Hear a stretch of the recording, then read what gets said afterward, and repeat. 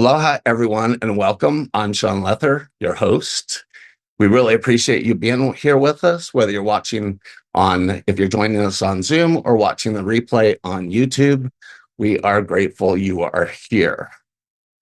Our guest today is acclaimed Hollywood producer, director, author, and spiritual storyteller, Stephen Simon. Stephen has produced many of the biggest films in Hollywood, but he's perhaps best known as the producer of the Academy Award-winning What Dreams May Come, starring Robin Williams, and the beloved classic Somewhere in Time, starring Christopher Reeve and Jane Seymour. Two films that have inspired millions to reflect on love, destiny, and the possibility that consciousness continues beyond physical death. In his deeply personal conversation tonight, Stephen's going to be sharing about the extraordinary true story that forever changed his life. Following the passing of his beloved wife, Lauren, he began experiencing what he believes were genuine communications from her through signs, dreams, synchronicities, and profound spiritual experiences. Their ongoing connection ultimately led to the remarkable book, What Dreams Have Come, Loving Through the Veil, which Stephen says he and Lauren wrote together after her passing. Whether you're interested in near-death experiences, after-death communications, life after death, grief, healing, spirituality, or consciousness, Stephen offers an inspiring message of hope, healing, and the enduring power of love. To learn more about Stephen and his book, you can go to whatdreamshavecome.com. Please join me in warmly welcoming Stephen Simon. Welcome, Stephen. I'm so grateful that you are here. Thank you, Sean. It's great to be with you. It's great to be with everybody. I'm really looking forward to this. I have been for quite some time, and I hope to share some stories that will cause you to smile. A lot of the things that I'm experiencing and have experienced, I consider to be actually light and positive and inspirational. And I hope there'll be some laughter tonight. I talked to Sean about this. I'm going to share one particular story with you about the filming of Somewhere in Time, which I think I hope you will find enjoyable, and one about What Dreams May Come. But I think primarily what Sean and I talked about is that I should kind of start off by talking how I came to all of this. So I had my first spiritual experience, even though I didn't know that's what it was, when I was about 6 years old. My birth father died suddenly when I was 5. The next year, my mother remarried. We moved in with my stepfather, and I started having experience with someone that I called a man in my wall at night, that there was a man in my wall. Now, I just turned 80. So this is the early 50s. And when I told my mother and my stepfather, they were pretty horrified. And was, "Are you scared?" And I'm like, "No, I'm not scared. He's great. I love him. I really love having him here." Well, it wasn't until years later that I realized that had been the spirit of my dad, who had died right before his 40th birthday. And he was there to kind of support me through it. I was born into a filmmaking family. My birth father, Sylvan Simon, was one of the top comedy directors in the 40s. I'm going to date myself here. Some of you may not have heard of some of these people, but he made movies with Abbott Costello and Red Skelton, who was his best friend, Milton Berle, the Marx Brothers. And when he died, my mother remarried another film producer. So I grew up in the industry.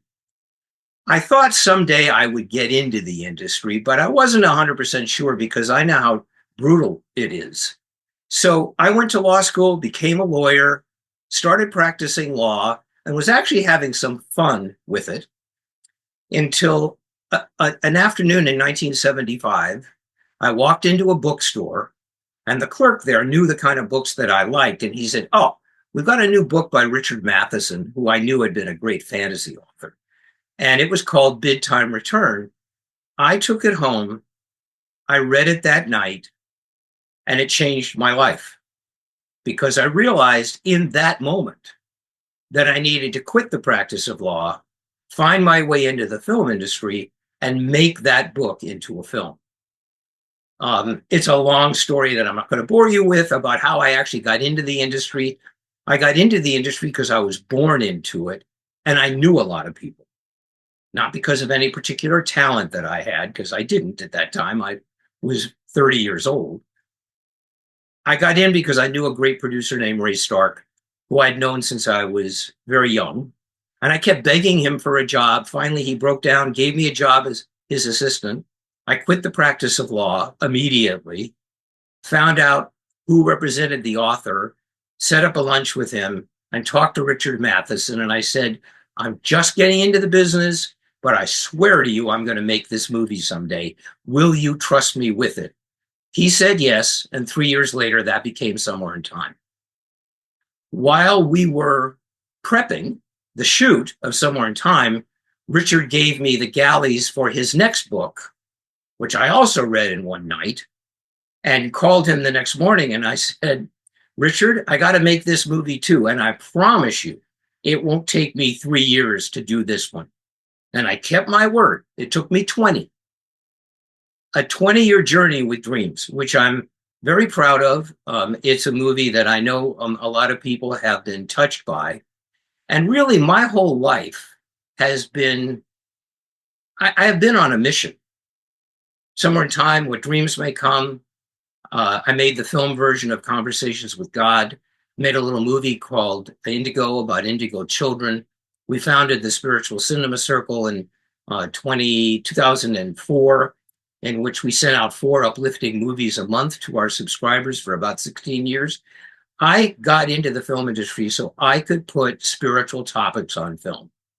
And I will tell you, and I know some of you are in the industry, getting the film industry to do that is, as a saying once said, is like trying to poke hot butter into a wildcat's ear.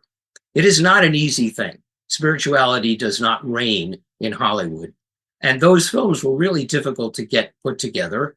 And I made a lot of mistakes along the way, but the universe was there to support me. So this has really been my mission. That, and to reunite with my twin flame, Lauren, which we'll talk about in a little while. So with that, I want to ask you, Sean, how would you like me to start here? You want me to start with something about Somewhere in Time or about What Dreams May Come, or do you want me to start talking about the book? So I know that we have lots of people that want to hear both. Well, I can hear, I can do all of it. All right, look, I think I answered my question. I'm going to tell it because I think this will be fun, and it will give people an idea of how crazy it is getting a movie made in Hollywood. Yeah, and especially spiritual movies, and so this, Stephen, but everyone in the audience doesn't. But Somewhere in Time was my mom's favorite movie, and we watched it all the time. And of course, most everyone here knows that my mom's on the other side and that we have a relationship. And so she's just so excited that you're here. And so, yeah, let's talk a little bit about that, Right. So it'll take me a few minutes, but I'm going to tell you how the movie came about, and particularly how we wound up getting Christopher Reeve and Jane Seymour. So I had the book. My boss had no interest in anything spiritual, Ray Stark. He made Funny Girl, Funny Lady, The Way We Were, Annie. He was a very big producer in Hollywood. And I was his assistant to start off with. So we started, I went about my job, and I heard about a guy at Universal who had, a director named Jeannot Swark, who had just come in to replace the original director of Jaws 2. And Universal was very happy with him. So I set up a meeting with him, which producers often do with directors. What do you want to do? What do you want to do? So we were in the meeting, and I said to Jeannot, what do you want to do, Jeannot? And he said, well, I'd really like to do like an old-fashioned movie like Portrait of Jenny or The Ghost and Mrs. Muir or something like that. And I jumped up and said, boy, do I have a book for you. And I thought my boss was going to kill me. But Jeannot fell in love with Bid Time Return. And we started to develop it at Universal because he had a relationship there because of what he had done. I had helped get Smokey and the Bandit made through Universal when I was working for Ray. So we started to develop it, but they weren't all that crazy about it. They basically said, we knew that they gave it to us because they felt they owed us. Well, when you're developing a project, particularly at a studio, a moment finally comes when it's either a green light or, hey, we're going to give you the script back. You go set it up someplace else. That's called turnaround. So that meeting was scheduled in January of 1979. Important that it be that date. So we're in the head of Universal, the guy that ran production there, Ned Tannen, great guy, in his office. And he looks at Janelle and I and he says, I love you guys. Kiss of death. I knew that a huge butt was about to come out of his mouth. And without thinking about it, I said, what if we get Christopher Reeve? Now, I will tell you how insane that was. This is January of 79.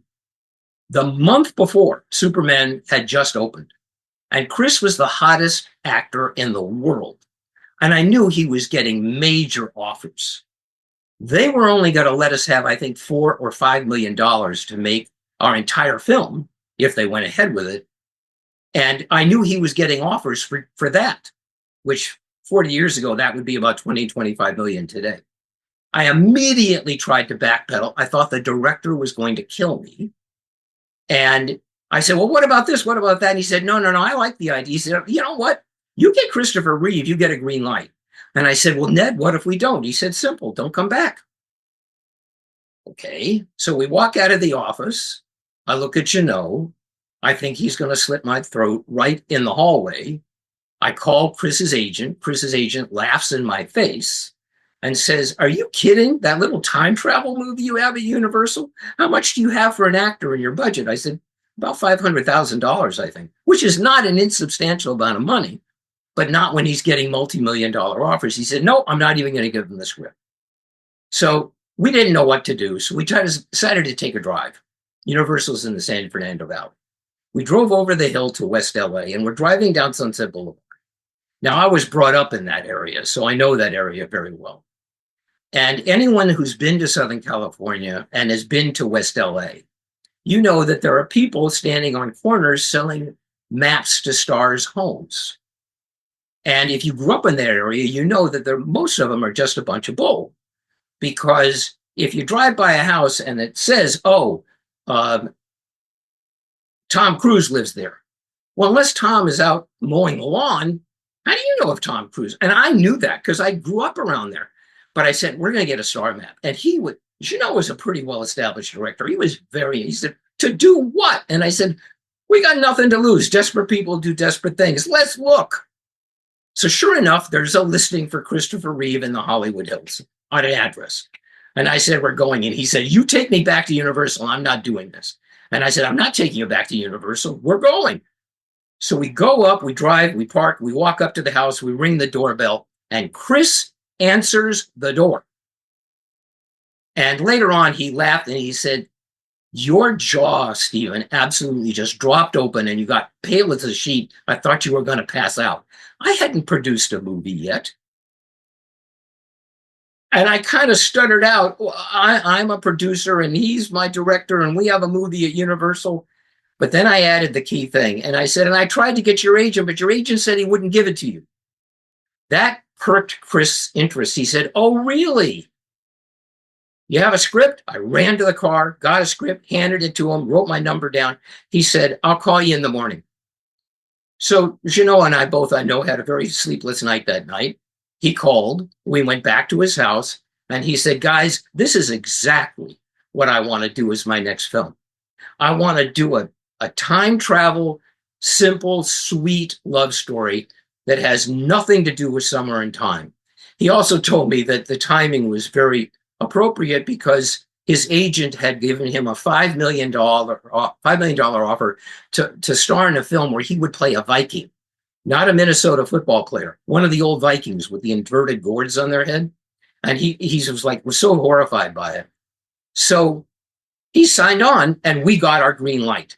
So that we moved into a bungalow at Universal. Anyone that's taken the tour there, they show the bungalows.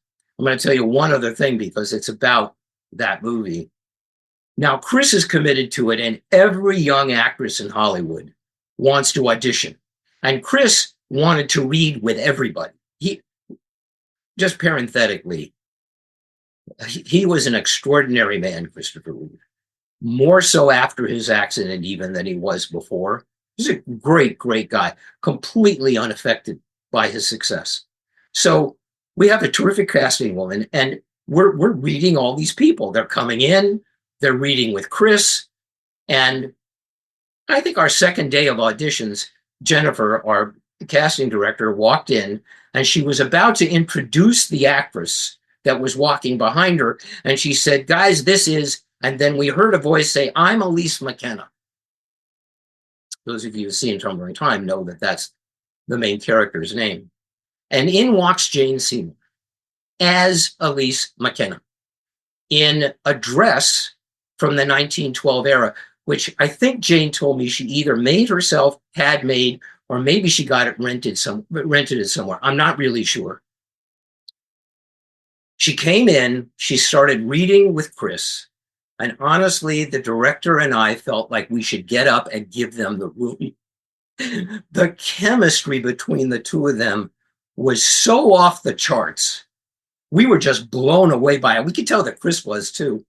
So she came and she thanked us, and she walked out, and Jennifer said, "Cancel the rest of the auditions." And we all three said at the same time, "Yeah, we got our Elise McKenna." So anyway, that's the Summer in Time story. That's how I sometimes feel in my career a little bit like Forrest Gump.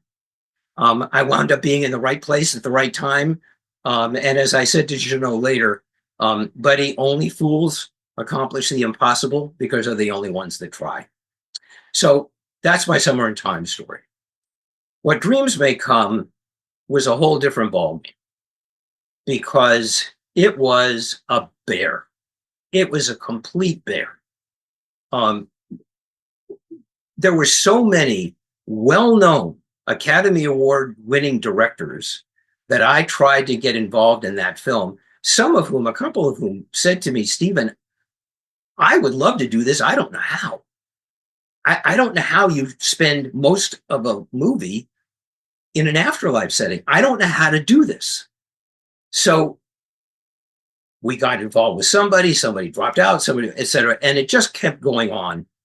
Finally, we got a wonderful director out of New Zealand named Vincent Ward, who said he knew how to do the film. And he had a vision for it. And we got involved with a studio. The effects were going to be incredibly expensive. We knew the movie was going to cost $80 or $90 million. Somewhere in Time cost $4 or $5. And I had never made a movie of that scope. I had never made a movie with visual effects. But the most important thing about about What Dreams May Come is that we really were committed to stay true to the spirituality. And there's a lot of stuff in that film that people say to me, "How did you get that done in Hollywood?" Well, the truth is, I had nothing to do with that. I am convinced that the time had just come for that movie to get made. Because it was going to be very expensive, the studio said to us, "Well, you got to get Tom Hanks or Robin Williams." Robin had just had his Academy Award for the movie he made with Matt Damon, which I don't remember the name quite yet. And they were each getting about $20 million at that point. Tom Hanks was committed to his next 3 films. So we kind of knew, even for me, after all that time, that if we didn't get Robin, we weren't going to we would not get the movie made. So we finally got a call from his agent and wanted to see the director and I. We flew to San Francisco to meet with Robin. And Robin walked into the room and he said, "Guys, I want to tell you right now, I'm making this movie. This is going to be my next movie, but I have to tell you, I have one demand that I'm not going to back off on." And I was like, "What's that?" And he said, "I have to play every part in the movie. I'm not letting anybody else play any of the parts. It'll take a long time to shoot it, but I have to." And then he started to laugh and stuff like that. And that's how we got Somewhere in Time made. I mean, that's how we got What Dreams May Come. I'm going to stop there because if not, I will keep going on with these stories. If we have time and you ask some questions, we might have time at the end to tell you more about that. A lot of people have asked me, what does it really mean to produce a movie? It's a very difficult question to answer. because everybody does it differently. But the producer is really the only person that is involved from the beginning to the end. You know, you hire people as they come on. The director comes in, shoots the film. You know, they get a certain number of previews along with the relationship with the studio and the director, and then the producer's around to supervise the ad campaign and things like that. It is a fascinating job. It's kind of like being the psychologist on a crew. The best times that I had were with working with incredibly talented actors and crews. I never had a bad experience with an actor. I was at this for about 50 years. I'm now retired. I don't do that anymore. But I had a fantastic time making both of those films, both of which did not do well at the box office when they first came out. Particularly What Dreams May Come. What Dreams May Come did about $100 million around the world, which is a lot of money, but it cost about 90. Somewhere in Time was a total failure when it first came out.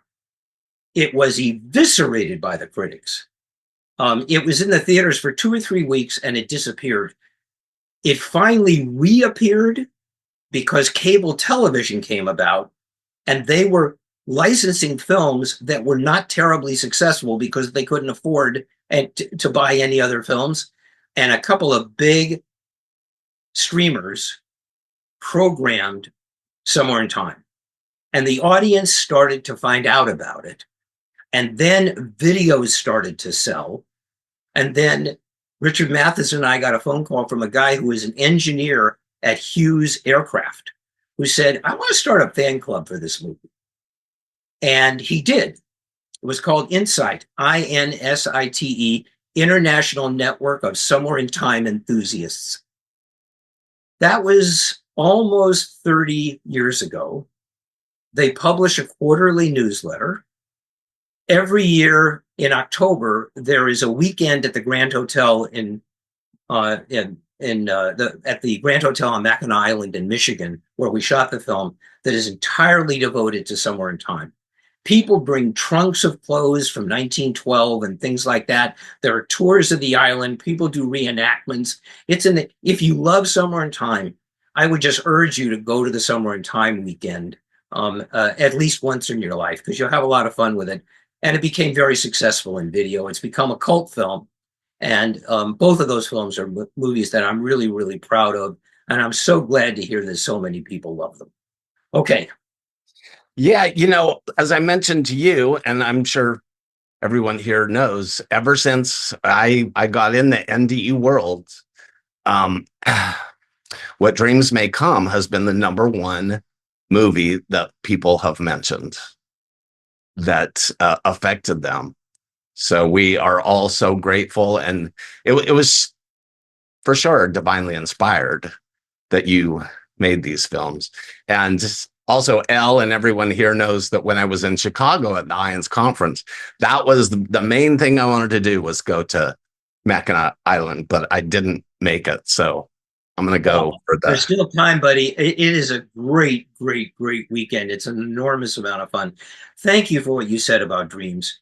That was an incredible journey for all of us that were involved in the film.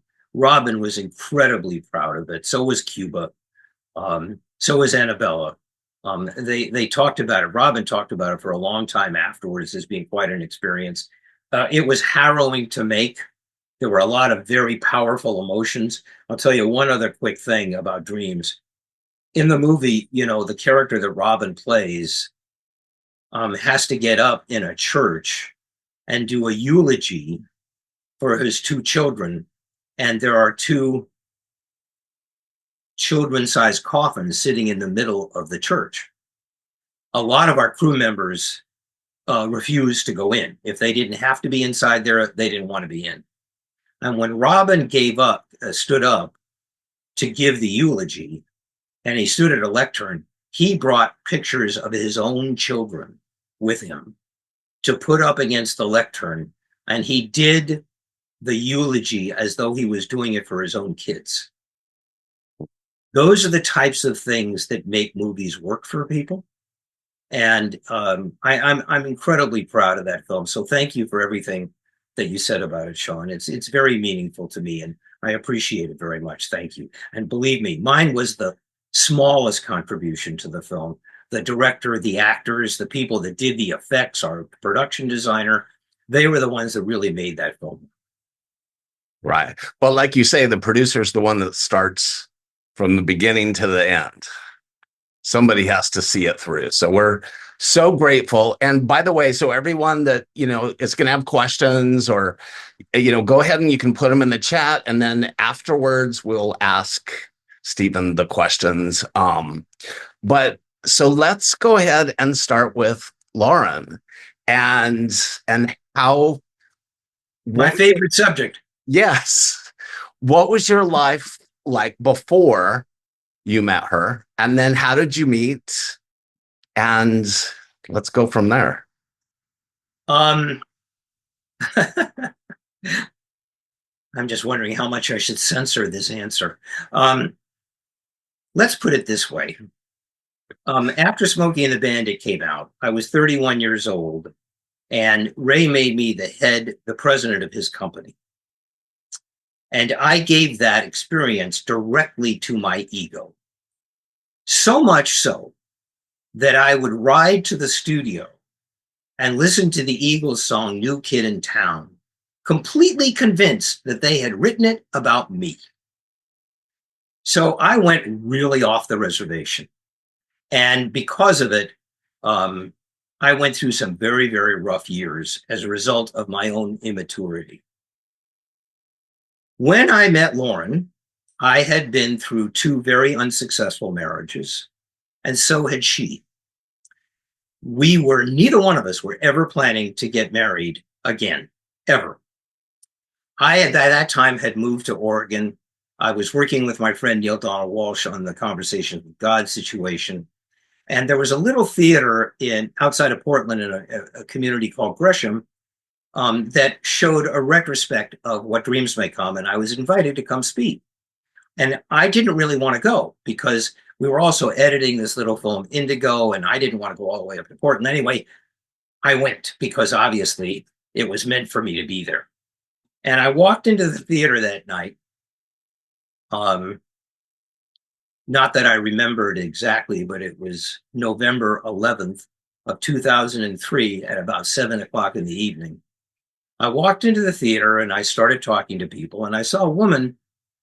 I just saw her from like the side profile in the back, and I felt very compelled to go up to her. And when she turned around and looked at me, we laughed about this so much later. We just stared at each other. Now, it seemed like a couple of minutes. It was probably 5 seconds. But we realized later, had the same thought, which was, we found each other the night we were supposed to. We found each other. She went home and called her surrogate mom and said, I found my guy tonight. And I had the same feeling, that I had known her for a very, very, very long time. We got together very quickly. We had some ups and downs, and then we got married on New Year's Eve of 2006, which was the happiest night of my life. Lauren was a therapist at that point who worked with mostly young women who had eating disorders. She was a Reiki master, and she was a gifted intuitive. And she had people calling her from everywhere. And she never told me who they were, although I know some of them were fairly well-known people. That was who she was. And I was working on films at that point and started to write a couple of books. I'm going to skip ahead here. In 2016, Lauren, who had been a marathon runner when I met her, and was still running several miles a day, started getting very sick and very weak. We found out that she had stage 3 thyroid cancer. Because of that, she had both of her thyroid glands removed and went through a treatment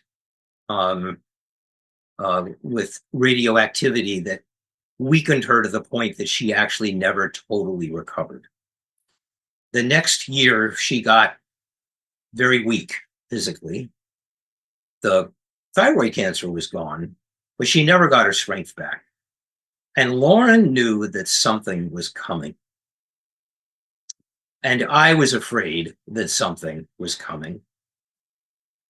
And Lauren would go into trance at night. And one night she said to me, "We've got to design our afterlife, sweetheart." Now, we had very, very similar feelings about afterlife. And she said, "I want to be very specific. You know, what age do we want to be? How do we want to live? Where do we want to live? Who do we want to live around, et cetera, et cetera." And we did that. And she said, "You've got to write it all down and keep it." And I still have that piece of paper. Then on the morning of January 3rd, 2018, I woke up, went to the gym as I usually did in the morning. I came home. She wasn't up, which was surprising to me. But sometimes she stayed up later than I did at night to watch television. And I got immersed in something, and all of a sudden it was 10 o'clock in the morning. And I went up, and our dog Lola was curled up next to her. And I went around, and the minute I went around the bed, I knew she was gone. And I touched her, and she was fairly cold. I panicked.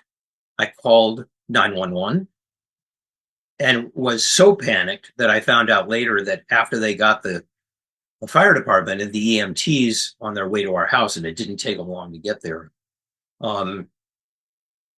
the woman at 911 called the police and said, "You got to get up to this house and check on this guy because you don't want two people dying today." That's what they were concerned with. And it, like everyone on this call, I know somebody on this call because I saw his name. I know he lost his wife. I know the shock that he went through. And yes, William, I am talking about you, and I'm going to talk about your website later. And I went into the grief that everyone does when they have that kind of incredibly wrenching experience. Lauren and I had always talked about one of us contacting the other. We thought it was going to be me because I was 16 years older than Lauren. And we really thought it was going to be me, but it turned out to be her. 2 weeks before she had passed, she asked me to pray for her. And I really got scared. So she had seen something coming. The first 6 weeks were a blur to me. I spent most of my time crying. I know that so many of you on this call have had that same experience of devastation. Your entire life changes. Everything about your life changes in a heartbeat. And I was a mess, to the point that one night I called my friend Neil Donald Walsh, who I made the Conversations with God film with. And I was crying so hard that I couldn't even speak. And Neil just waited. And finally, I got out enough to say to him, "Neil, I'm out of my mind with grief." And he said, "That's good. Good, Stephen, because you need to be in your heart right now, not in your mind." That helped. After 37 days, I was watching television one night, and Lauren and I watched a lot of TV series, but we never watched the end credits and we never watched coming attractions. I was kind of blearily watching something, and all of a sudden I felt, I'm not going to say I heard her voice because some people do. I did not, but I felt her within my heart say to me, "Honey, watch the end credits." Okay. And I did. And then I realized why, because one of our favorite songs was playing over the old credit and the credits, you know, that, oh, child, things are going to get easier, things are going to get better. And that began my conversations with Lauren. Haltingly in the beginning, those of you who are on this call, and I know without knowing you individually, I know some of you have had this experience, are having it now. I thought I'd completely lost my mind. And I thought, you know what, Stephen, you're just making this up because you can't stand the grief of her being on the other side. And it took me a while. It took me a while for me to really accept it. And most of it was Lauren laughing at me and assuring me that it was actually real, because we had said we would do this. And I started to make notes on big yellow pads about our conversations, because I didn't want to forget them. And I wanted to have what she said to me, written down word for word the way she said it to me. And one pad became 2, became 3, became 4, became 5. In September of that year, I went down to Ashland. I was living just outside of Portland, which I still do. I went down to Ashland to visit one of our daughters and her family. There had been no rain in Ashland for several months. It's an important thing to say. I met Neil and his wife, Em, at a restaurant. I was facing the windows, and Neil was facing me. And he asked me how I was doing, and I said, I'm miserable, but I'm making all these notes. And then it hit me, and I said, this is how you started making notes on Conversations with God. Hey, Neil, I think this should be a book. At that point, and I welcome anybody to check this out. You can check it out from weather reports and things like this. It was September 28th of 2018. There had been no rain in Southern Oregon in a long time. All of a sudden, there was a thunderstorm and a lightning storm, and there was a lightning bolt outside the restaurant. And all three of us started, and he said, aha, I know what the title should be. Another lightning strike. You need to call it What Dreams Have Come, Stephen. Another lightning strike. And then I got this incredible feeling of excitement and chills. And I said, you know what? I think Lauren and I are supposed to write this together. And lightning strike again. We spent the rest of the night marveling about how we were not in Kansas anymore. And when I went back to where I was staying and I could be alone with Lauren, Lauren said to me, honey, that wasn't me. I can't do that. But you're being called to this. We've got to write this book together. And we did. And in 2020, we decided we would self-publish it. And we did that on Amazon, and that's where you can still find it, because that's the only place that the book is available. And then I started talking about it, and it was really about what Dreams Have Come is really about our interaction, her conversations with me, the plan that she explained to me that we had made when we were between lives.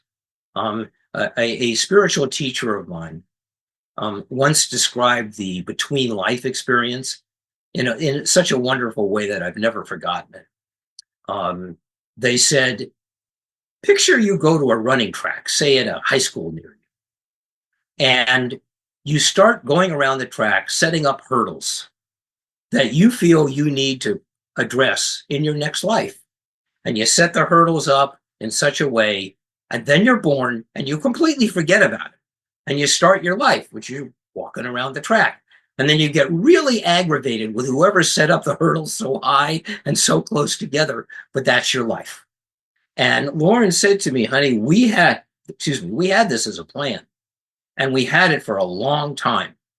I'm going into a lot of detail here because I know I'm with an audience and with a group of people that understand that these experiences, which so many people find to be so bizarre and out of the ordinary, are really happening to millions of people around the planet. Millions of people.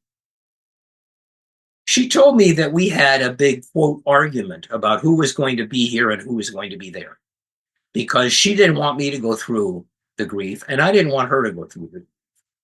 And as was typical in our marriage, she said, okay, honey, for one of the few times I let you win. Because I have been and always will be a believer in the happy wife, happy life axiom. And if she had really insisted, but I am really glad that I'm here and she's there, and we literally connect every day. She is right next to me, right next to me. Now, this is a whole other conversation. This is a conversation that I'm hoping that we can bring Tricia into, if not tonight, and hopefully tonight, then maybe when we do our event together. because it was Trisha's idea to do this event. She came up with the whole concept of it. And Trisha, who is such, I know all of you know this, but I want to say it anyway. Trisha is such an extraordinary medium. I have sent people to her who have just gone on and on and on about how wonderful she is and what a gift she has. And her book, Angels in the OR, I know is one of the seminal books in the near-death experience world. And I think most of you realize that 20 years ago, people didn't think that, and people thought that NDEs were just made up. Well, now quantum, that's not true. And Trisha actually came up with the idea for this event that we're going to do in Bellevue in August together. And I actually haven't asked Trisha this quite yet, but it is my feeling when people ask me, well, where is one? My sense of that is that she is in another dimension. That is one of the, I think, 4 or 5, 6 dimensions that we cannot be conscious of. But quantum has already, I'm going to say theorized because proving it is a different thing, that if you have consciousness in one dimension, you have it in another. And it has been, and I know this is going to be surprising for people, I hope it's comforting, because it's sure comforting to me. The other side is a lot more human and human-like than many of us have been led to believe. You know, I don't know how many of you remember the movie Oh God with John Denver and George Burns, the great old comedian George Burns, where George Burns plays God. There's one point in that movie where John Denver says to him, "But you look like this to me." And guys say, "Yeah, I look like this to you because you can relate to it. But who are you really?" And one of the lines that God has, and I'm paraphrasing it, is, "Well, I can tell you this, I'm not gas." On the other side, these people are not gas. It's much more human-like than we might imagine. And is one of the reasons why I think those of us who are having these conversations are talking about it more and more and more. I am going to say right now, and I hope he doesn't mind, there is someone on this call named William Murray. I saw him in the lineup that you had at the beginning. William is the admin for a Facebook group called Love After Life. And it is only for people who are communicating with their significant others through the veil. And it is an extraordinary experience. It is a great, great, great community. And I highly recommend that you check it out because William does an amazing job with that website. And since we've published the book, I put my email address in the book so that people could email me and share their experiences of communicating through the veil. I have thousands of emails.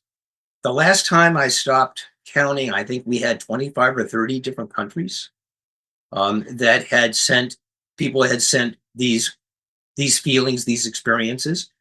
As a lot of people who are on this call know, a lot of people think that your elevator doesn't go to the top floor. You're a couple of egg rolls short of a combination plate, and all of the other cliches about this. And there are a lot of books being written about this. And I am convinced that as this goes farther, and this is one thing that Trisha and I have talked about, the veil is thinning.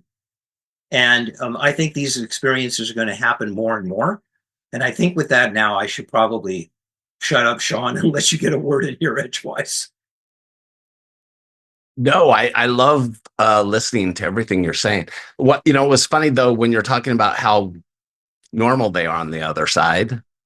That's one of the things that people have asked me, because when my mom started coming to me and everything, isn't it scary? And the funny thing is I feel more safe with people on the other side than I do people in a body on this side. You bet. You bet. I think his name was Robert Monroe. Yes. Had a wonderful phrase about that, is that we can live on the other side on islands of consensual realities, which I think is a wonderful, wonderful way to put it. And I think this is one of the reasons why many of us who have been through this experience have no fear of our physical passing on in this dimension, because we know we will be on the other dimension with the people that we love, and our furry friends that we love, um, and have Lauren and I laugh a lot about that, and we talk a lot about that, about what it's going to be like when we're back together again there. And again, I know there are so many of you on this call that are nodding your heads and are thinking, yeah, that's my experience. Maybe you hear your spouse. I don't hear her voice. I envy you if you do, because I don't, but I feel her. And these experiences are different, I know, for everybody, but the time has come to throw the doors open on this, I believe. And that is really why we wrote our book, is so that people would see that this is not, you're not crazy, you're not making it up, you're not imagining it. Um, there's a wonderful phrase that goes along with this that I think is very appropriate. For those who believe, no explanation is necessary. For those who do not believe, no explanation is possible. I Right. would never try to convince anybody of this. You can't. There's no way you can convince somebody that this is true, nor is there a way that you can actually intellectually prove it. It's a matter of faith. Nobody can prove it isn't, but it's very difficult to prove it's true. You have to know it in your heart. And one of the things that Lauren and I talk a lot about in our book is the language of the heart, because the heart speaks a completely different language than the brain. Our hearts are the instruments through which our souls communicate with us, and they communicate with us through feeling.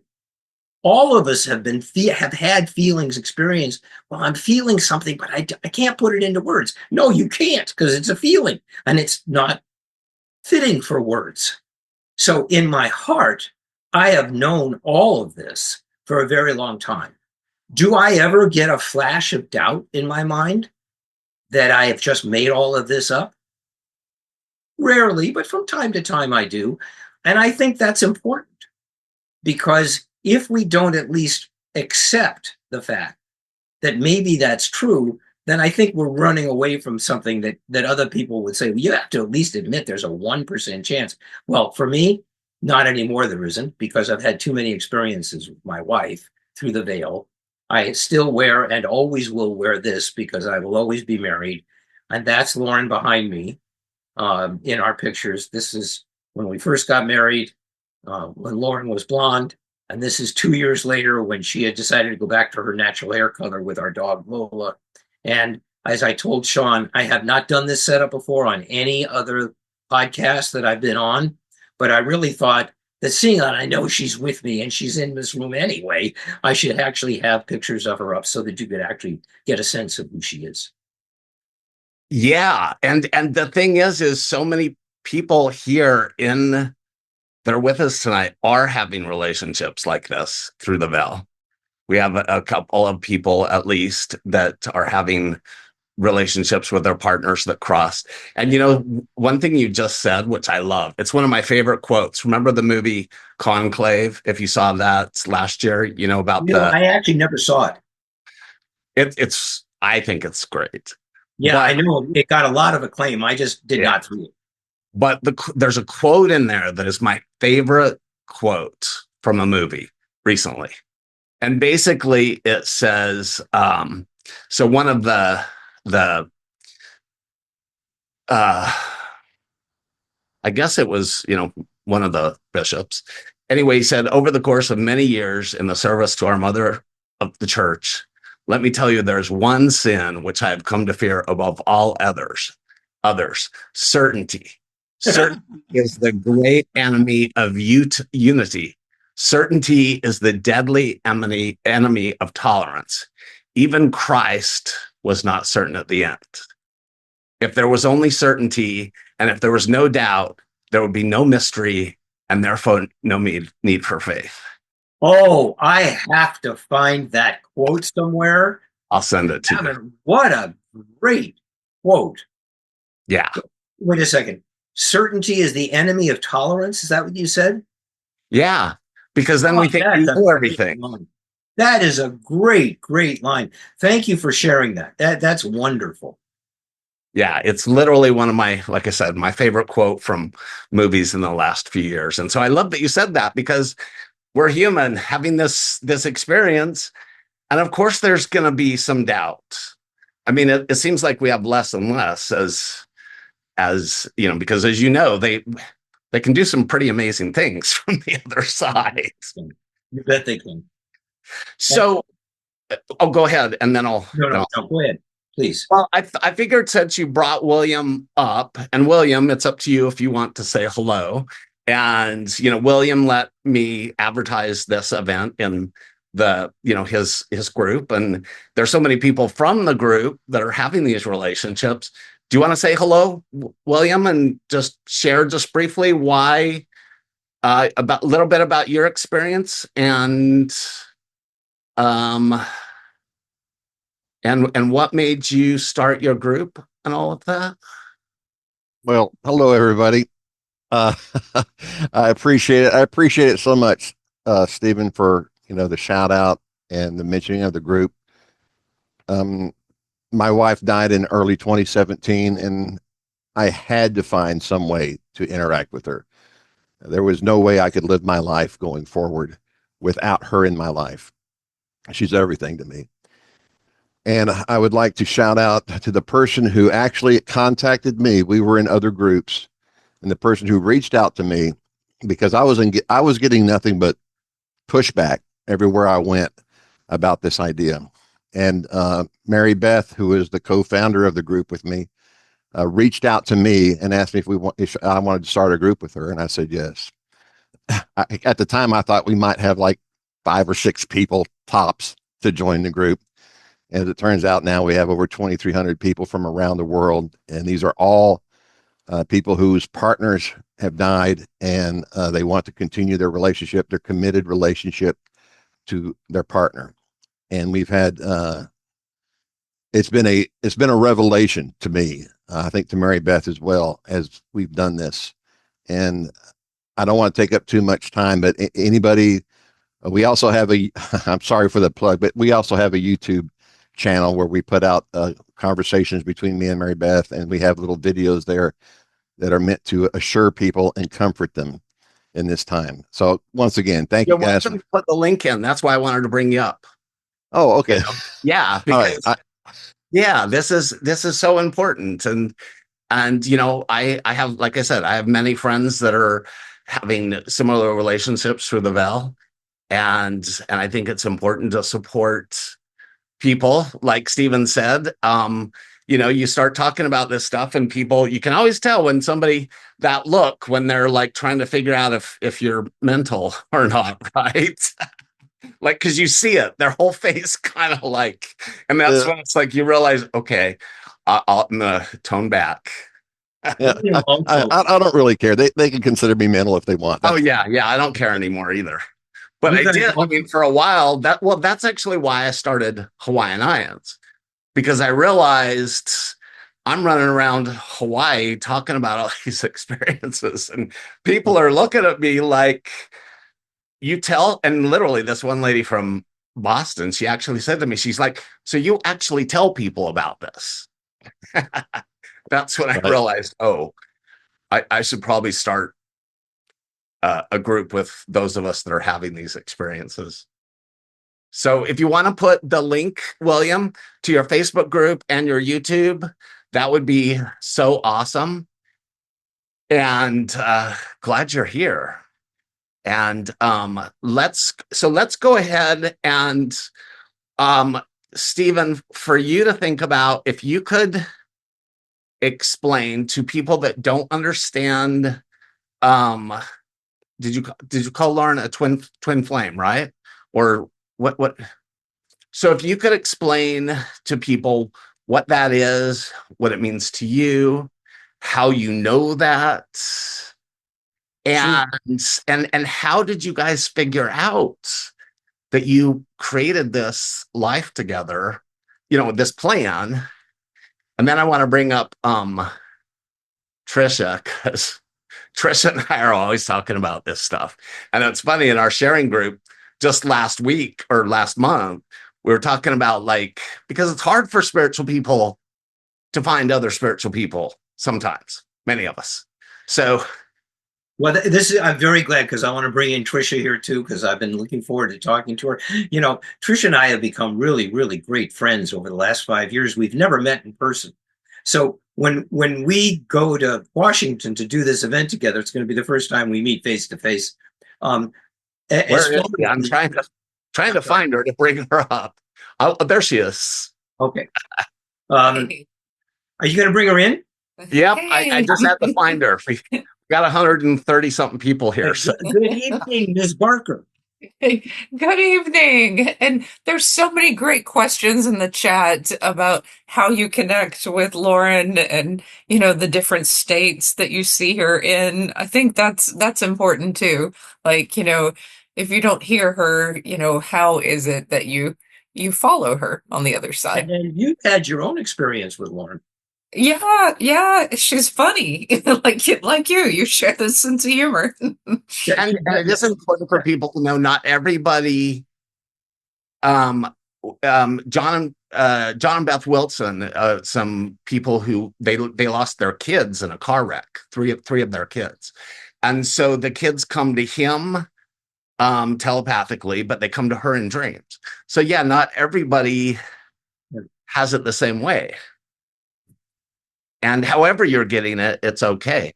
But do you want to talk about the soul flame, twin flame, and how you knew that first, and then Trisha, and we can go through other questions in the chat. Well, you know, I've known about the concept of twin flame for a very long time. The concept, and I'm so glad Trisha's here, because if I get this wrong, I know Trisha will correct me, and I hope that you will.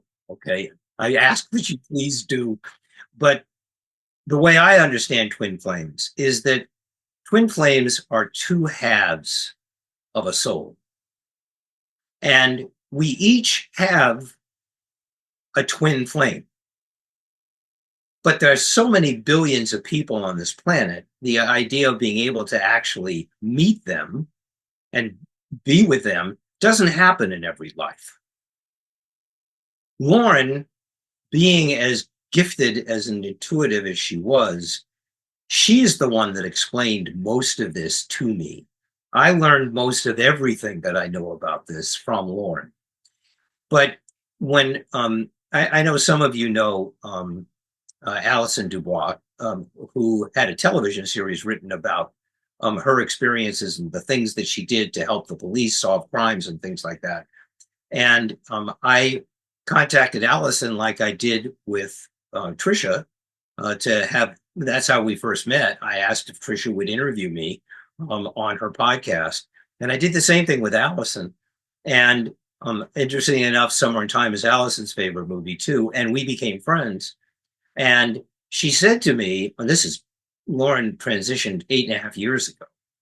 So she said to me, can you possibly see yourself with anybody else? And I just laughed in her face. And I said, there's no way, absolutely no way that I could ever be with anybody else. She is my twin flame.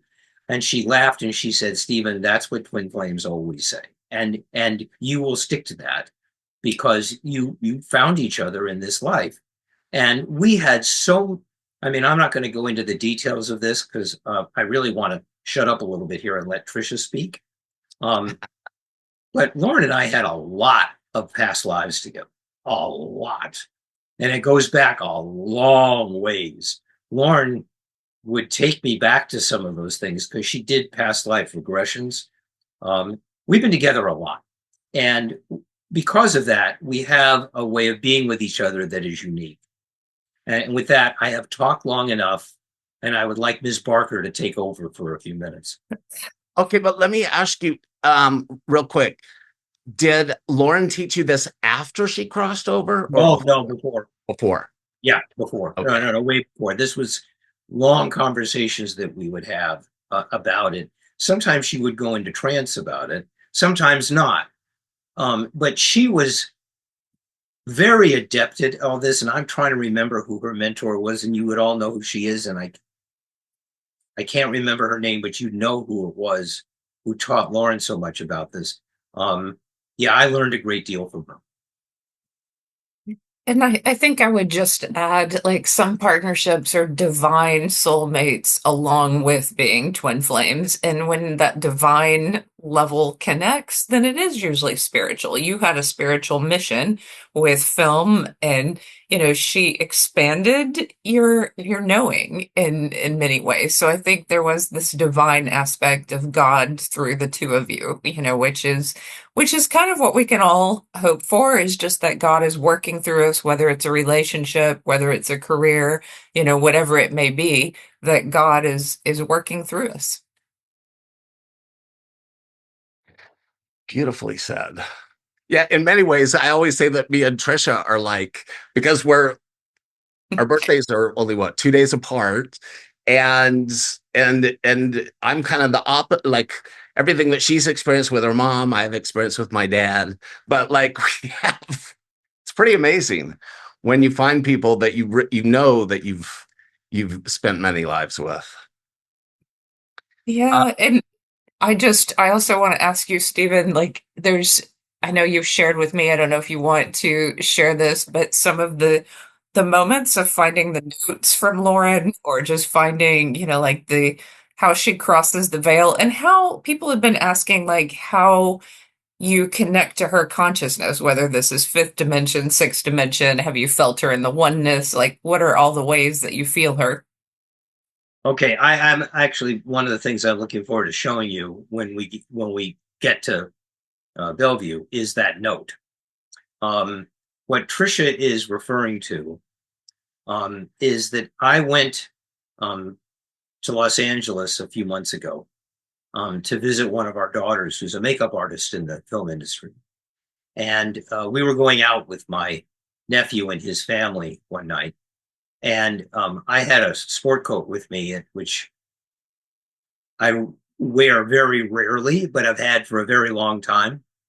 And I knew that sport coat had been dry cleaned 2 or 3 times over the last like 5 or 6 years.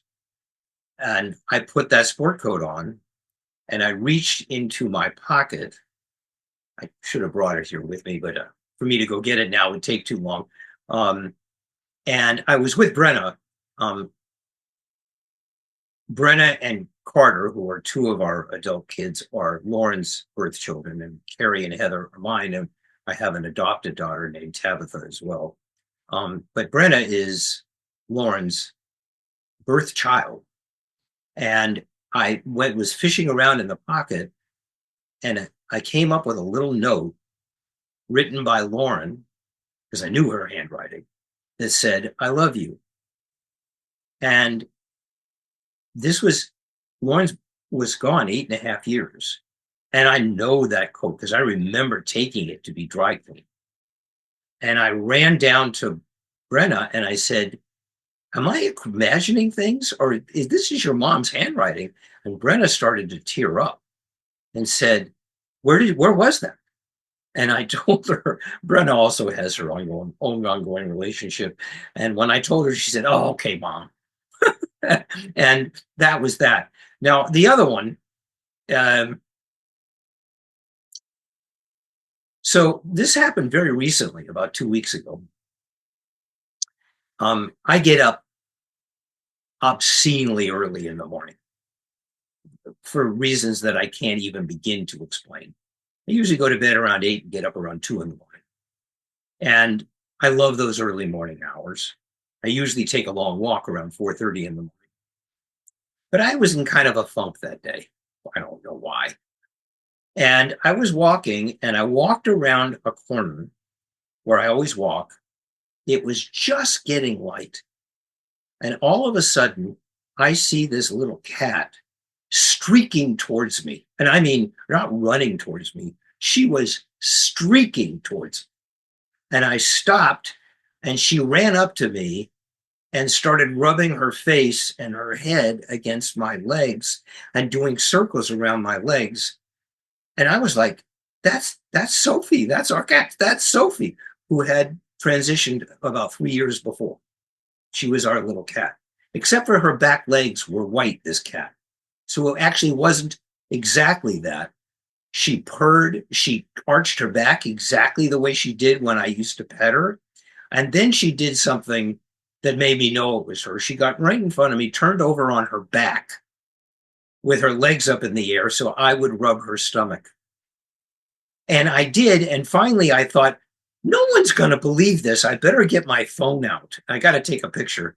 And at that point, her little head perked up and she raced off. I raced after her. She went around a corner, and as I got to the corner like 5 seconds after her, and she was gone. And I said to Lauren, "What the hell was that?" And she said, "Honey, Sophie was missing her dad this morning, so we figured out a way for her to come see you." These are the magical things, the interdimensional magical things that can happen between this dimension and another. And I'm going to ask, because, for various reasons, Tricia and I haven't had a chance to talk for a while. And I haven't had a chance to ask you this question. Do you feel that the dimension, that they are in another dimension, that is really right with us, but we just can't sense it? Yeah, so how I feel it is I feel like they have access to more time and space, if you want to call it that, my father can go into the oneness, and he did at one point, but then he came back to himself. And so I feel like they can experience things we can't, but they can bring us that energy. And so I'm sure you can experience the oneness through her, just that the communing with God that she has, but she also can make herself very available to you. And I think twin flames and people who are very close, they just do walk with their loved one. They walk them home, just as we walk each other here. I feel like some of these loved ones that have very close relationships stay very focused. I'd say my father is the closest on the other side for me. And he will say things like, I have a beautiful dog, a giant schnoodle, who, I fear someday will transition. And he already starts calling him his dog. So he's like, how's my dog doing this morning?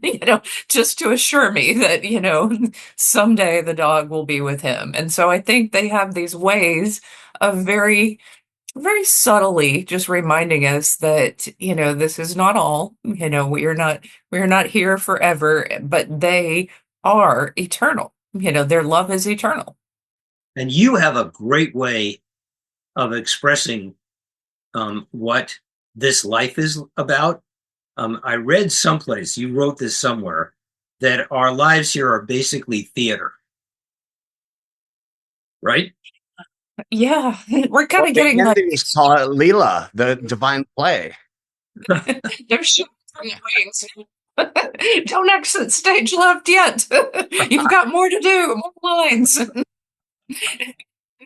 But And to add on to what Trisha was saying, even when they've reincarnated, they can still communicate with us, because that confuses a lot of people. Well, how can they do that? But they can, because there's that part of us, the higher self or the oversoul, that's the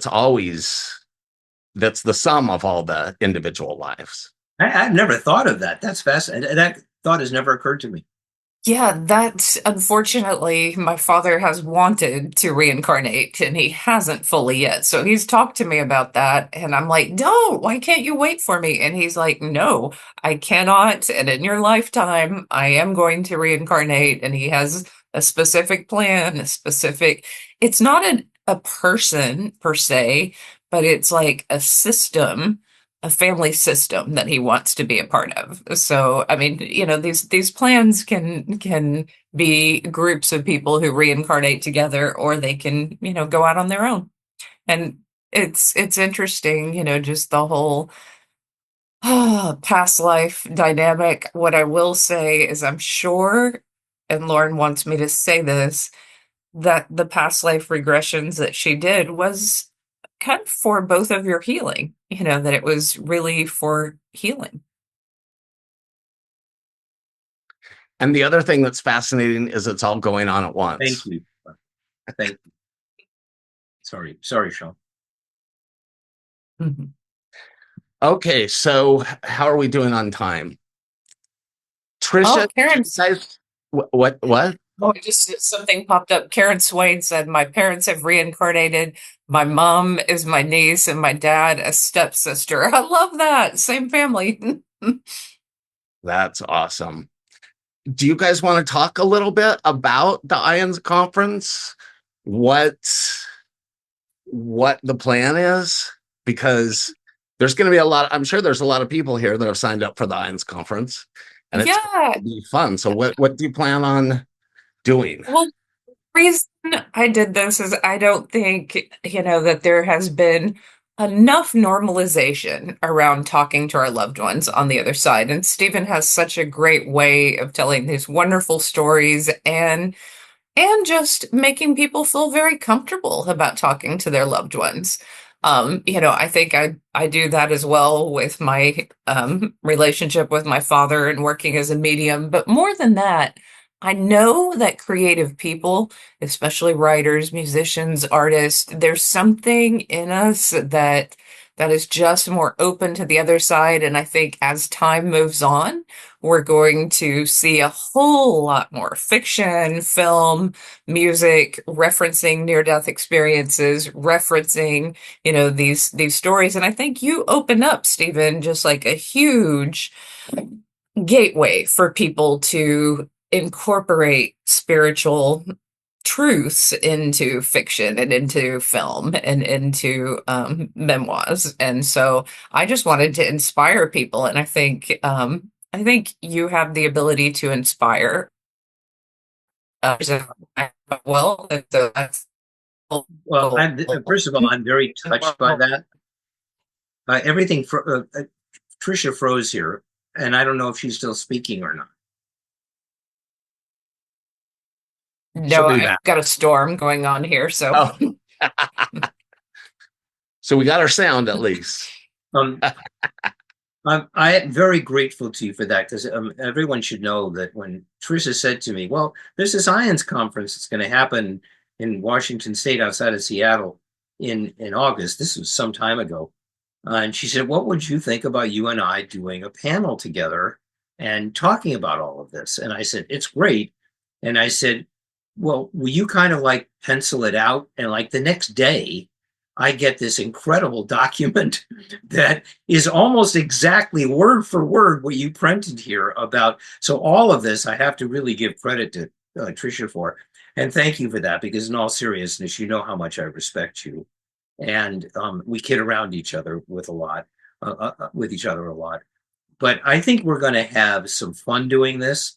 I know one thing that we're going to talk to you about, Sean, is to make sure we ask for an hour and a half. We probably should have asked for 2 hours, but we asked for an hour and a half so that we could do an extensive Q&A, which we definitely want to do with people when we're there. And hopefully we're going to have some fun. Hopefully it will be people that share what they're doing. And I hope if you can be in the Pacific Northwest on the 28th of August, at the Hyatt, I think it is, in Bellevue, Washington, at 3:15, not to be exact about it, but that's when this talk is going to be. I hope people will come by and see us, because I think we're going to have some fun. Oh, yeah, it's going to be a blast. It's going to be very fun. So many people in the group, are asking about how can they connect with other people. And it makes me, Trish and I have done some workshops, and I'm thinking the three of us should now, because it would be really fun to just share different ways, because it's not same for everyone. It's always different. So, Stephen, what would you say to people, that they desperately want to get in touch with somebody? What are the signs that you would say the easiest, or what would you say to somebody who wants this experience but hasn't had it yet? Okay, I'm going to give you a somewhat of a cop-out answer, but it's not meant to be one. I would get in touch with William or get in touch with me. If you want to share an experience with me about your own conversations through the veil, you can email me, Stephen, Stephen, at whatdreamshavecome.com. Please make it about this subject. I want to be very kind about this, but I am completely out of the movie business. I don't develop scripts anymore. I have one unfinished project that I hope to complete sometime before I go to the other side of the veil, adapting a very special book into a film. And I would never want to embarrass the writer to do this to her face. So I won't say exactly who I'm talking about, but she knows who it is. I'm hoping that we can turn Angels in the OR into a script at some point or another. I don't do movies anymore. I don't know anybody in the film business that can help with that. But if you do want to know this, please be in touch with me. And I will send you a 10-point thing that William Murray wrote. Or you can get in touch with William about how, if you don't really know how to do this. The other thing is, if your spouse or your loved one or your partner or whoever you want to say it, if that person is still here with us, which is what happened with Lauren and I, and you have the same belief that this is at least possible, then I would suggest that you talk to each other about it and have some kind of a plan, because we talked about it a lot, and have a plan so that when it happens, you actually know that it is. Have some kind of a signal between the two of you. Have specific discussions about what you would like it to be like, what other people you'd like to be around. Try to be specific about it. But it's very important, I think, that you do this. I'm going to say it 100,000 times. Do this with your heart. Yeah. You've got to do it with your heart, because your brain is like a computer and it just kind of spits out the stuff that it's been put in there and stuff. You know, your heart is the feeling organ of your body. And if you feel it, and you and your partner can meditate together, you know, you can have visions like this together. You can have this conversation. You can make this commitment to each other. And I think that will make it happen. There are so many people who are actually having this experience now. People are feeling more comfortable to talk about these types of things. And I think we're going to see more of this. And again, William has a fabulous thing that I always send around to people if they ask. So you can get in touch with William, or you can get in touch with me, and I will send it to you. Yeah, or email me. Yes, I'll put it in the Hawaiian IANDS, because you sent it to me and it's really good. And that we can also share William's group in Hawaiian IANDS. Sorry, Trisha.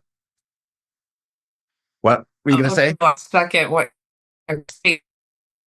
hurt is important. Some people in deep grief can't connect. The middle of grief, people need to walk through grief for a time before they can connect to love. That, you know, some there's trauma around taking care of someone who's dying. You know, sometimes when someone dies very quickly, it isn't the same as caring for someone for 5 years. And you that is going through a lot. And so just be gentle with yourself. Don't put limits on when you can connect and when you can't. But just know that sometimes you have to walk through the grief before you connect. And dreams are, you know, when you feel different, and you know what's you've had a real experience. I'm sure Stephen can, and Sean, you can second this. Your mood are different. And that's like, okay, it was a fact. Yeah. By the way, so William put the link in. Thank you, William. He put a whole lot of great information in the chat that you guys can save. Yeah, for me, I would actually second what you said, Stephen. It's a heart thing. Connect with your heart. And just, even for me, just think about, one of those special times that you spent together. And when you do it from the heart, I mean, they can't help but not be with you. So, And you have to believe it when it happens. yes, I exactly. want to really emphasize something that Tricia just said, because yes, Lauren's transition was very fast. It happened. We had no warning of it. But I completely understand that if you've been taking care of somebody, you've been a caretaker for that long, you've got to give yourself some time. So I hear that completely, and I agree with that, and I respect that. And they're not always who they were when they were alive. I mean, they're different sometimes. That's something I've shared with people before is Abraham, Hicks. So when Jerry died, that was the husband, she couldn't hear Jerry. And here she can channel Abraham, but she can't hear Jerry. Well, so Abraham shared with her that she was expecting him to be the same way that he was when he was alive. And so that's why she couldn't hear him, because she was expecting the earthly version. That's interesting. Yeah. It was funny when you were talking about don't send movie scripts. I guess, Tricia, we're going to have to forget about our dark comedy NDE thing. Stephen promote it or produce it. We might have to do that for fun on AI. I have long had an idea. I can't take anything seriously of a mockumentary about the spiritual community. And one quick little idea is, several people were Nefertiti all at once. And so they're like, no, in my past life, I was Nefertiti. No, I was. They have a fight at a conference. Kind of like, what was that called? The Righteous? Is it The Righteous? What's that called on HBO? Remember? Oh, the Righteous Gemstone. Yes, The Righteous, except an NDE story. And just dark humor. Yes. I have to tell you, I think it doing. We all need to laugh. Sorry, I interrupted. No, go ahead. What were you saying, Steve? No, you go ahead. I don't know about you guys, but I'm seeing Tricia break up a lot, and I'm hearing little pieces of it, and I don't want to interrupt when you're talking. Oh, No, she's we have a bad this storm one. here, so Okay. Well, what I was going to say about one of the things that I learned very early on from my first boss, Ray Stark, is that people will accept things in comedies that they will not accept in dramas. When I first started working for him, we were trying to do an update of a movie from the 40s called Mr. Peabody and the Mermaid, about a man that found a mermaid in his pond and in the back of his house and fell in love with her. And that's when Splash came out. And so Ray and I saw Splash, and he said, oh, okay, well, that's the end of our movie because it's too close to that. And he said, you will buy a mermaid if the movie is a comedy. If it's drama, people are going to have a much harder time with it. They come in with a different level of expectation in a comedy. And boy, do I think that field is ripe for a comedy. I think you guys should definitely do that, because it would be so well received. I remember when we had the Spiritual Cinema Circle, my dear friend Anna Darrow, who programmed that, licensed 800 films for us over the 16 years that we were doing that. She found this film, and I think the character was called Spank Niche, and it was about a character who, what he would do is spank somebody, and supposedly it would heal them. Well, it was such a ridiculous idea, but then you had all these adherents showing up at one of his events asking to be spanked. Now, not sure you could get away with that today because I don't think it would exactly be considered politically correct. But there were people saying, oh, if I just do one more of these, one more, then I'll get all of the enlightenment that I need. I think we have to be able to laugh at ourselves. And I think this is a great idea. I think you guys should do it. That's a great thing to end on, is because there's a lot of humor in the afterlife. I mean, I didn't know. I mean, they cuss. When my mom is really, she was funny when she was alive, but she's even more funny over there. And also all of this stuff, we do take things too serious.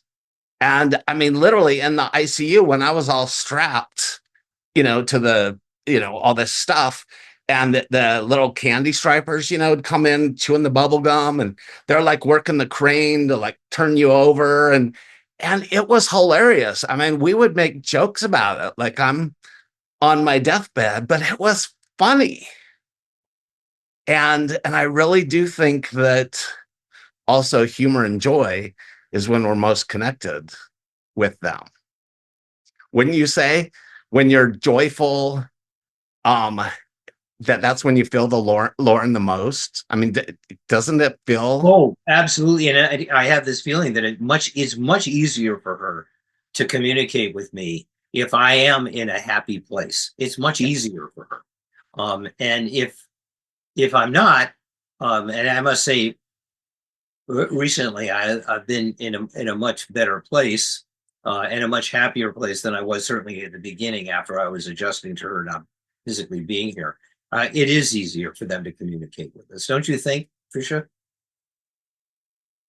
Definitely. Like they will come in a way to lighten your mood so that you can connect with them better. And I always tell people, when you get these moments with someone because you're in a lighter, happier mood, keep going. Like, go to lunch with them, have a whole day with your loved ones, that you don't have to stop with that one connect, that, this can continue on, and you're not imagining it. That this, I've had so many verifications of this, but schizophrenics on the street will sometimes come up to me and tell me, you're not like me, but I know what you're doing. I know that you're talking to angels and your loved ones, and we're not the same, but I see it. And I'm like, oh, wow. So there's verifications that we can get, that really show us, like, this is not the imagination. This is real. Yeah. And maybe I'm too certain, but hopefully this is okay that I share, Tricia. Remember when you had you broke down on the freeway, remember? And you were kind of stressed. And all of a sudden, Tricia has this posse that I've met of friends on the other side, and angels and everyone looking over her. And I'm like, your whole posse's with you.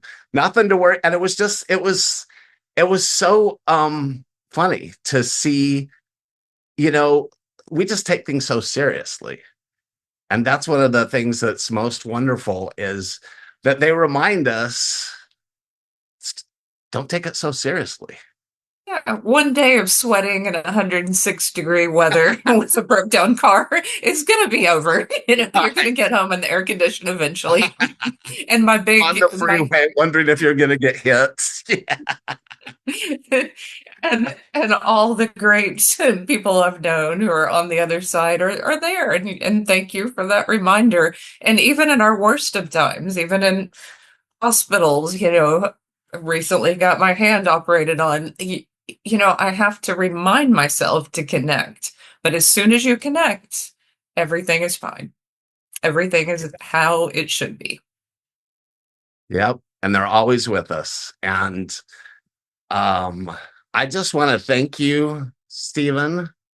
This has been so much fun, and I'm so grateful that you came. And thank you so much, Tricia, for suggesting and introducing me and Stephen.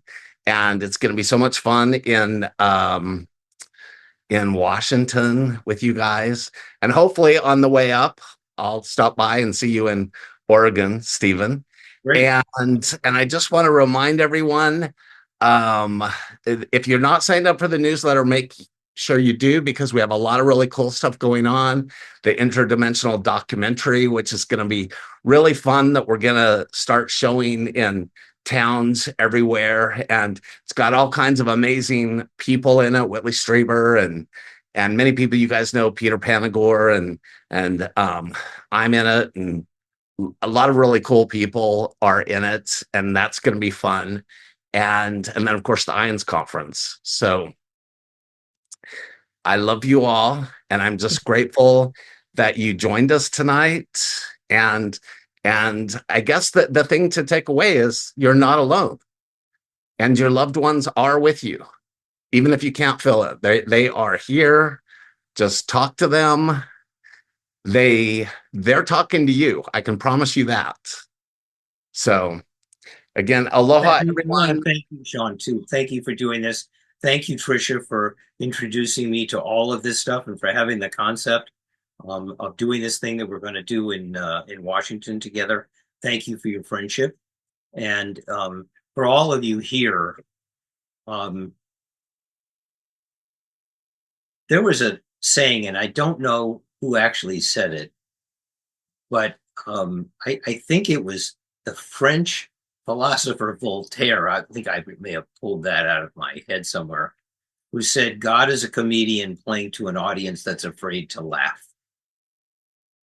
And it's a great thing for us to remember that laughter is such a great healing agent. It is so wonderful for your soul to laugh and to be able to enjoy yourself.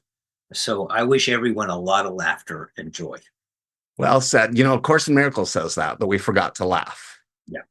And by the way, Taylor Morgan, yes, it is okay to go to the IANDS conference solo. I guarantee you will meet your spirit family there. You will not feel alone. It's so much fun connecting with these people that you've seen on Zoom and other places. Oh, yeah. Get to see them in a body. Never alone. First time with Trisha, it's like, oh, you're real. We've known each other 6 years, but finally get to see each other in a body. It's not just a hologram. Yes, at the IANDS conference, you will talk nonstop outside of the meetings to people you meet in the hallway, on the elevator, everywhere. So you're not alone at all at IANDS.